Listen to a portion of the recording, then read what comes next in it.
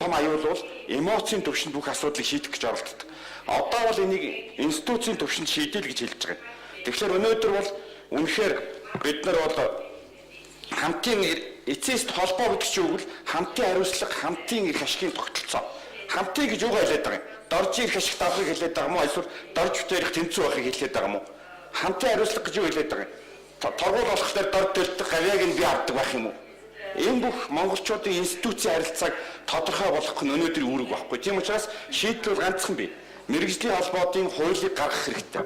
Үүгээрээ төртэй харьцах, иргэнтэй харьцах, хоорондоо харьцах, хуультай харьцах, тэр байтугай технологитой харьцах бүх юмыг л хийх ёстой шүү дээ. Бид дүрм гаргах хэрэгтэй. За шийдэлтэй ганц мэн. За энэ дээр яаж шилжүүлэх вэ? Ямар аргаар шилжүүлэх вэ? Тэгэхээр одоо бидний өмнө ерөөсөө арга зүйн үе ирж байгаа байхгүй юу? Аргачлалын үе. Ямар аргаар шилжүүлэх вэ те? Хоёр үндсэн арга байдаг. Market based, partnership based гэдэг сая хэлсэн тэр сурагчтай холбооны сонгон шалгаруулах буюу манайхан тендерийн аргаар шилжүүлж өгнө. Хоёр дахь арга нь бол тэр сүлжээ буюу түншлэлийн аргаар шилжүүлж өгнө. За зүгээр энэн дээр аль аргыг хэрэглэх вэ гэдэг чинь бид нэр өнөөдөр ярих хэрэгтэй байгаа байхгүй. Би юу гэж санал болж байгаа гэвэл илүү тэр сүлжээ аргыг хэрэглүүл Монголын нөхцөл байдал тохирдог юм аа.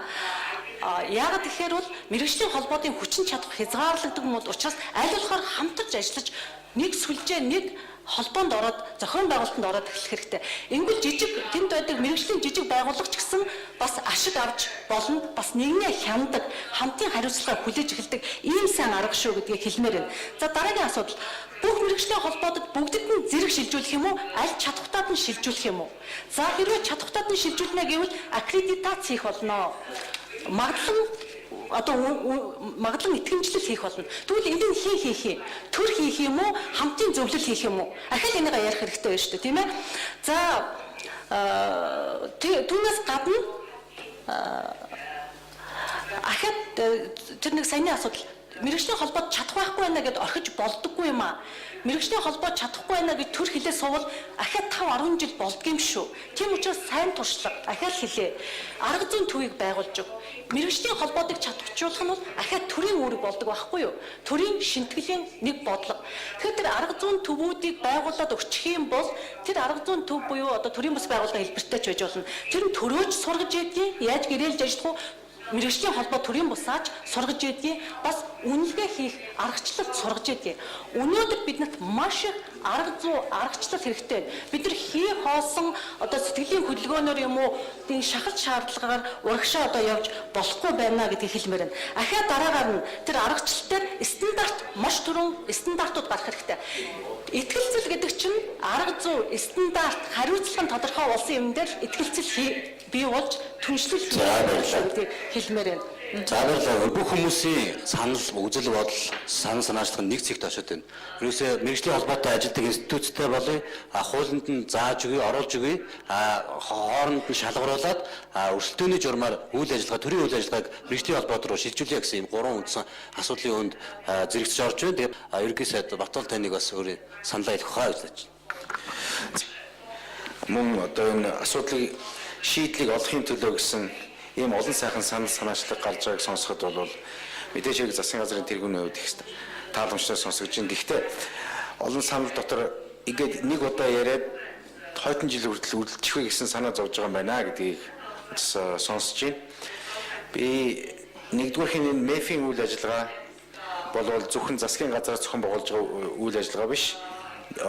Төрийн бус байгууллага энэ бол төрийн бус байгууллагын төлөөлөл нь бүх давхарга орсон байгаа. Иргэний нийгэм, засаг, төр, бизнес энэ бол төрийн бус байгууллагын үйл ажиллагаа цаашдаа байнгын үйл ажиллагаатай явах хэрэгтэй болно. Энэ зохион байгуулалтыг бид нэр шийдвэрлэх ёстой гэж бодож байна ярилцах. За хоёрдугаарх нь засгийн газрын зүгээс би төрийн бус байгууллагууд, иргэний нийгмийн байгууллагуудтай мэргэжлийн холбоотой 2-7 хоногийн өмнө уулзалт хийсэн байгаа. Тэгээ энэ уулзалтан дээр яг энэ агуулгатай яриануд болсон. Тэгээ тэн дээр ямар шийдэл гэж хэлж болно. Тэр уулзалтын шийдэл бол ерөөсөө олон хөлбөрүүд байна, олон саналууд байна. Гэхдээ энийг сайн хэлдгээр эмоцоор биш, аяхут гişүү хэллээ шүү дээ. Илүү одоо шинжлэх ухааны үндсэлтэй, илүү практик ач холбогдолтой болох үүднээс ажлын хэсэг гаргая. Мэргэжлийн бус байгууллагуудын асуудлаар түүний одоо чадварыг дээшлүүлэх, төр засгийн үүрэг функцийг хуваалцах энэ бодлого хамгийн гол нь ер нь яг юу хүсээд ямар зорилго одоо очих гэдэг нь тэхийн тулд төр засгаас ямар дэмжлэг хэрэгтэй байх юм. Өөрөөсөө ямар чармаалт гаргах ёстой гэж үзэж байгаа юм. Чи хоёр талын харилцан чармаалт байж тарах гэдэг шүү дээ. Тэгжээж хамтын хариуцлага буюу нэгдсэн юм дээр ирэхгүй бол нэг нь аавна гэдэг нэг нь өгөх гэж байгаа юм шиг эсвэл өгөхгүй байгаа юм шиг ийм асуудал биш. Хоёр биенээ ойлгоод явж байгаа зүгээ тодорхойлоод үүрэг хариуцлагуудаа тодорхойлоод нэг үгээр хэлбэл концепцээ тодорхой болгоо.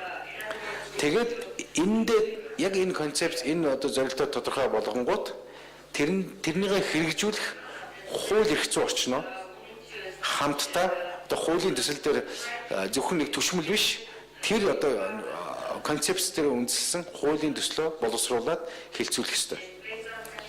Шийдвэр гаргагч нар энэ дээр үндэслэл шийдвэр гаргах энэ зөвлөмж энэ шийдлийг эндээс гаргаж өгөх зүйтэй гэж бодож байна. Олон сайхан санал санаачлалууд гарч байна. Яриад орхих биш ээ гэсэн энэ зарчим дээр сайн нэгдэж байна. МЭФ-ийн зохион байгуулагчдын зүгээс энэ сэдв энэ зөвлөмжн дээр бол энэ санаанууд тусгаж гараад ажил болох тал дээр нь танаа одоо салбар хорооноос гарах зөвлөмж санал дээр энэ зүйлүүд тусах байхаа гэж ингэж бодож байна. За баярлалаа.